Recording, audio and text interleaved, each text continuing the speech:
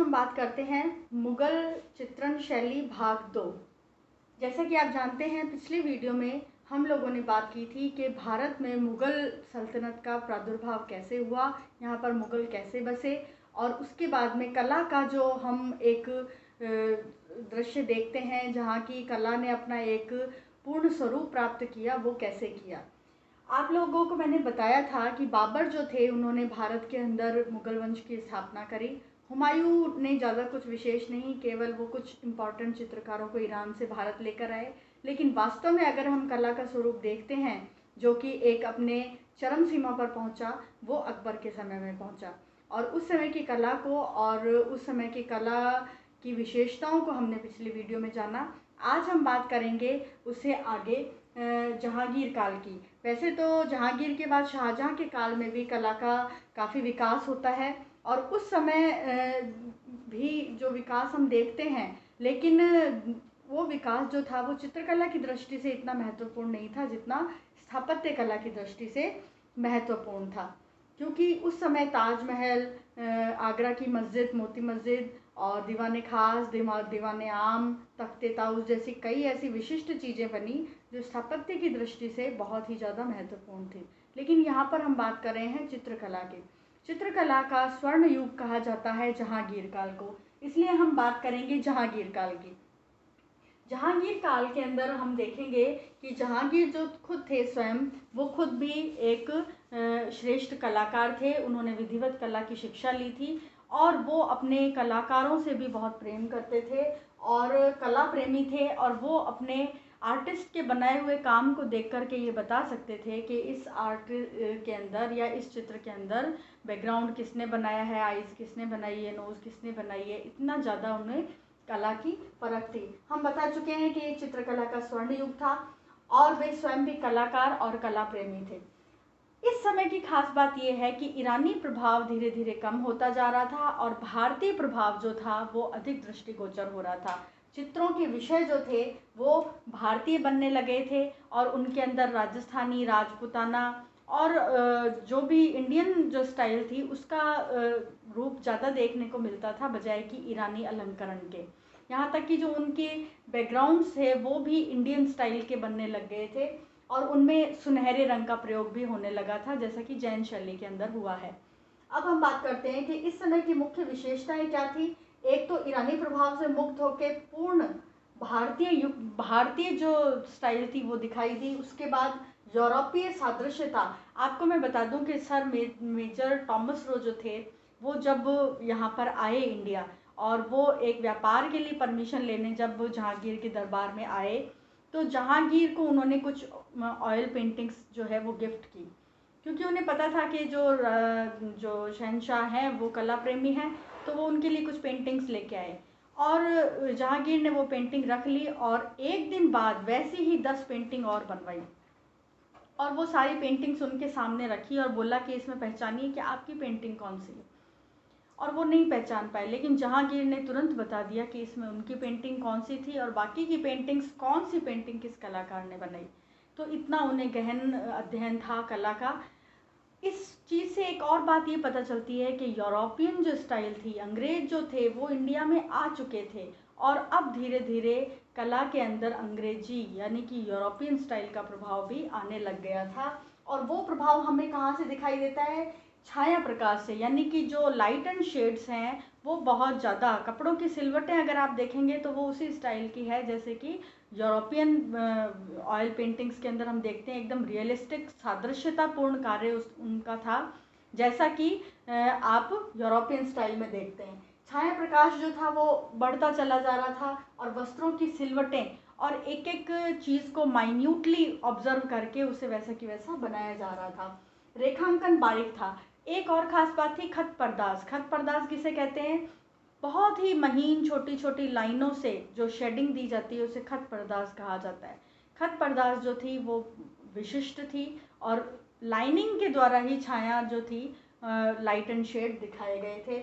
और जो शबीह चित्रण हुए थे उनमें भी जो चेहरे थे वो बने हुए थे, एक चश्मी चेहरे थे अधिकतर।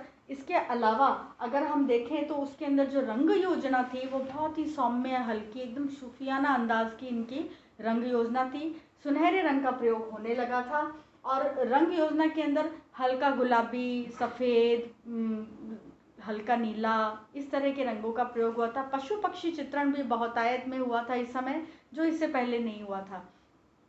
इस समय की एक और ख़ास बात ये थी जो कि हम चित्रण के विषय में देखते हैं। अब हम बात करते हैं कि इस समय के चित्रण के विषय क्या थे। इससे पूर्व में जब हम बात करते हैं अकबर के काल में, तो महाभारत, रामायण, लैला मजनू, इस तरह के, या फिर बाबरनामा, या मतलब कोई भी ऐतिहासिक ग्रंथ से संबंधित ऐतिहासिक सब्जेक्ट के ऊपर पेंटिंग बन रही थी।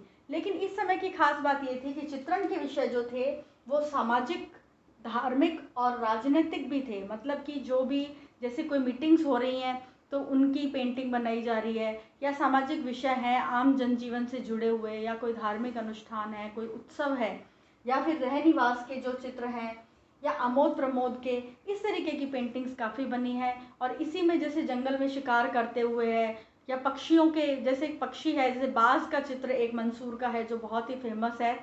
तो मंसूर एक ऐसा आर्टिस्ट था जो कि पक्षी चित्रण के लिए बहुत ही ज़्यादा फेमस था। तो पक्षी चित्रण बहुत इस समय देखने में मिलता है। और सबसे एक और इम्पॉर्टेंट चीज़ थी कि यूरोपीय चित्रों का अनुकरण भी इस समय में किया गया है। ये सब थे चित्रण के विषय।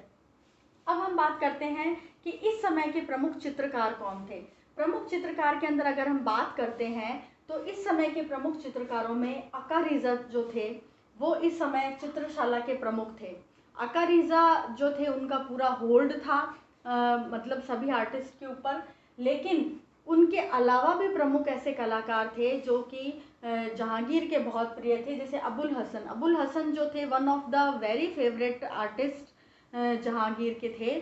और जहांगीर का जब भी कोई चित्र बनता था तो उसके अंदर जो पीछे का आभा मंडल है, उसका बैकग्राउंड है या डिटेल वर्क है, वो सारा जो था वो अबुल हसन ही किया करते थे। वो जहांगीर के बहुत ही फेवरेट थे। उसके बाद हम बात करते हैं मंसूर की। मंसूर के बारे में मैंने आपको बताया कि ये पक्षी चितेरे थे। अगर हम इन्हें कहें कि पक्षी चितेरे के नाम से डायरेक्ट क्वेश्चन आ जाए कि मुगल काल का पक्षी चितेरा जो था वो कौन था, तो हम सीधा सा आंसर देंगे मंसूर। एक शब्द का आंसर हो गई। और इन्हें उपाधि भी दी गई थी, नादिर उल हसन असर की उपाधि दी गई थी जहांगीर के द्वारा। वो इनके श्रेष्ठ कार्य के लिए ही दी गई थी। इसके अलावा प्रसिद्ध चित्रकारों में थे बिशनदास थे, जो कि ईरान से प्रशिक्षण लेके आए थे और वहाँ पर उन्होंने शेख फूल की जो चित्र था वो इन्होंने ही बनाया था। और इनके काम को देख के हमें एक चीज़ और पता चलती है कि वो कलाकारों को प्रशिक्षण दिलवाते थे और उसके बाद में उनसे चित्रण का कार्य करवाते थे। ऐसा नहीं कि आप सीधे ही ब्रश लेकर के चालू हो गए और कुछ भी बना रहे हो, नहीं, आप प्रॉपर ट्रेनिंग लेंगे अपने सीनियर से। और यही बात मैं आजकल के स्टूडेंट्स को कहूँगी कि जब भी आप काम करते हैं, आप पेंटिंग करते हैं, किसी गुरु, किसी टीचर के गाइडलाइंस में करें। और दूसरी बात ये कि आप जब भी काम कर रहे हैं तो आप अपने सीनियर से उसकी प्रेरणा ज़रूर लें, पुराने आर्टिस्ट का काम देखें और उस काम को, जैसे अब मैं मुग़ल शैली करवा रही हूँ या मैं इंडियन जो भी स्टाइल करवा रही हूँ, तो मैं आपको इसके प्रैक्टिकल्स भी करवाऊँगी और मैं आपको बताऊँगी कि हमारे इंडियन स्टाइल कैसी थी, कैसी आँखें बनती थी, कैसे नाक होते थे, हाथ कैसा होता था, या जो भी जेस्चर पोस्चर होते थे उनका निर्माण कैसे करना चाहिए। बस आप लोग मेरे साथ जुड़े रहें। इस समय के अन्य जो कलाकार थे उनमें थे मनोहर, गोवर्धन दास, मिस्किन, हसन आदि। ये सब इम्पॉर्टेंट कलाकार थे जिन्होंने इस समय बहुत अच्छा काम किया। इस समय के जो प्रमुख चित्रों में हम अगर कहें मुगलकालीन प्रमुख चित्रों में, तो उनमें एक सबसे इम्पॉर्टेंट चित्र था सलीम का जन्म। सलीम का जन्म जो चित्र था वो इतना इम्पॉर्टेंट क्यों है? वो इम्पॉर्टेंट है अपने परिप्रेक्ष्य की दृष्टि से। परिप्रेक्ष्य यानी कि दूर शाम, जो दूर और नज़दीक का जो परिप्रेक्ष्य होता है, इस चित्र के अंदर बेहतरीन देखने को मिलता है, जैसा कि हम यूरोपियन चित्रों में भी शायद देख पाते होंगे या वहाँ भी बहुत कम मिलता है। इस चित्र के अंदर सलीम का जन्म हो रहा है तो उस रूम का चित्र बनाया गया है जिस रूम में सलीम का जन्म हुआ है। वहाँ पे उनकी माता हैं, उनके पिता हैं और एक जो दाई जिसको बोलते हैं वो हाथ में लेके खड़ी है बच्चे को। उसके बाहर दिखा रहे हैं कि महिलाएं जो थाली बजा रही हैं कोई शहनाई बजा रही है, उसके बाहर दिखा रहे हैं कि सिपाही लोग खड़े हैं, उसके बाहर भी दिखा रहे हैं कि आम जनता भी उत्सव मना रही है। यानी इतनी सारी चीज़ों को एक ही पेंटिंग में इतनी खूबसूरती के साथ में दिखाया गया है जितना कि आप शायद 10 पेंटिंग में दिखा पाएँ। यही इसकी एक बहुत इम्पॉर्टेंट बात है। इसके बाद हम बात करेंगे कबीर और रैदास। ये चित्र जो था ये फ़कीर उल्लाह आर्टिस्ट के द्वारा बनाया गया था। इस चित्र की खास बात ये है कि बहुत ही सहज ढंग से दो उस समय के महान जो जिन्हें कहेंगे कवि, उनका मिलन दिखाया गया है, कबीर और रैदास का। और इससे मतलब ये पता चलता है कि आर्टिस्ट की कितनी वैल्यू थी उस समय में। दारा शिकोह की बारात एक चित्र है जिसके अंदर दारा शिकोह की बारात को दिखाया गया है। उसमें शहनाइयाँ बजते हुए महिलाएं नृत्य कर रही हैं और घोड़ी के ऊपर दारा शिकोह खुद सवार हैं। ये चित्र हाजी मदानी ने बनाया था और ये भी बहुत खूबसूरत चित्र है। इसी समय का एक महत्वपूर्ण चित्र है जहांगीर का सपना। ये चित्र जो है ये आपके अबुल हसन ने ही बनाया है, जो उनके फेवरेट आर्टिस्ट थे।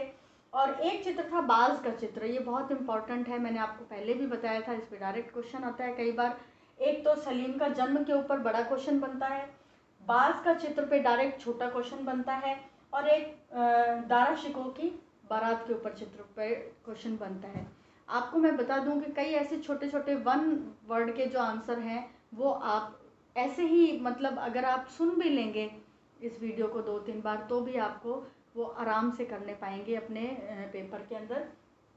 इसके अलावा दारा शिकोह जो थे उन्होंने एक मुरक्का मीन्स जैसे आज मॉडर्न टाइम में हमारे एल्बम हुआ करते हैं, उस समय पेंटेड एल्बम हुआ करते थे। इस तरह का दारा शिकोह ने एक एल्बम तैयार किया था। उन्होंने खुद भी महाभारत का अनुवाद किया था फारसी भाषा के अंदर, और वो भी उसमें भी कहीं कहीं चित्रण का कार्य किया गया था। ये जो मुरक्का है ये अभी लंदन के अंदर सुरक्षित है। और इसके अलावा भी कई ऐसे ग्रंथ हैं, कई ऐसे चित्र हैं, जैसे कि हमज़ानामा है, हमज़ानामा जो और बाबरनामा है, ये सब जो हैं ये कला के श्रेष्ठ उदाहरण हैं। एक तरह से हम इन्हें पोथी चित्रण कह सकते हैं। और ये सब जो था ये मुग़ल काल की भारत को देन थी। मुग़ल काल एक तरह से भारतीय ईरानी कला का समन्वय था, जिसमें कि बाद में हम यूरोपियन कला का भी समन्वय देखते हैं।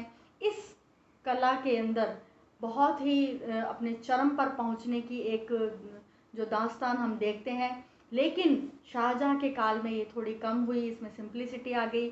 शाहजहाँ के काल की अगर हम बात करते हैं तो कुछ बहुत ज़्यादा काम उस समय नहीं हुआ है कला में, बस सिंपल वर्क हुए हैं। और लेकिन औरंगज़ेब का समय आते आते कला जो था कह सकते हैं कि कला का जनाजा निकल गया। क्योंकि कला का जनाजा इसलिए निकल गया कि औरंगज़ेब जो थे वो कट्टर मुसलमान थे और उन्हें पेंटिंग, डांस और ये म्यूज़िक, इन सब चीज़ों से बिल्कुल भी लगाव नहीं था, या कहते नफ़रत थी।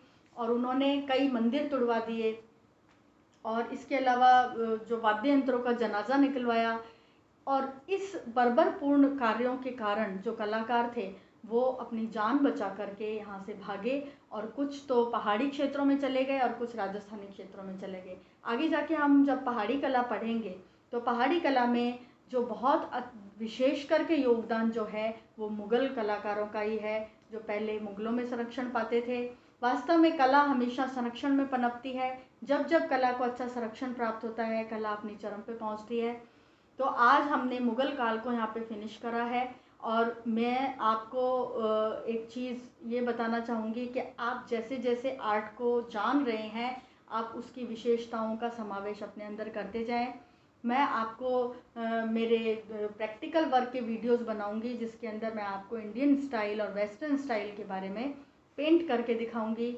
आपको स्टाइल की अलग अलग आईज़, नोज़, जेस्चर, पोस्चर, भाव भंगिमाएँ सब मैं आपको दिखाऊंगी। बस आप मेरे ग्रुप के साथ जुड़े रहिए और आप लोग मेरे चैनल को सब्सक्राइब कीजिए, इसे लाइक कीजिए, ताकि मेरा भी उत्साह बढ़े और मैं ज़्यादा से ज़्यादा आप लोगों को स्टडी मटेरियल या जानने और सीखने की चीज़ों से अवगत करा सकूं। धन्यवाद।